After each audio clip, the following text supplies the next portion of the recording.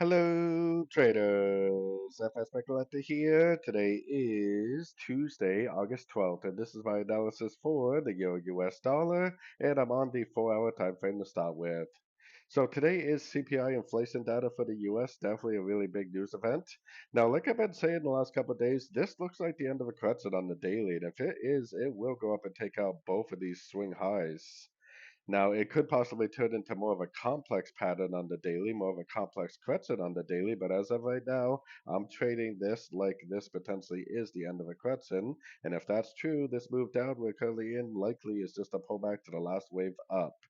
So anyways, taking it down to the 1 hour time frame. On the 1 hour time frame, I got my Fibonacci retracement on this move right here. We already made one, two, three waves down, as you can see, and a nice little Fibonacci bounce.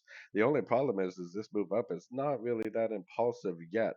If it does continue to make impulsive moves to the upside, making higher highs, higher lows, I would definitely take it as a long.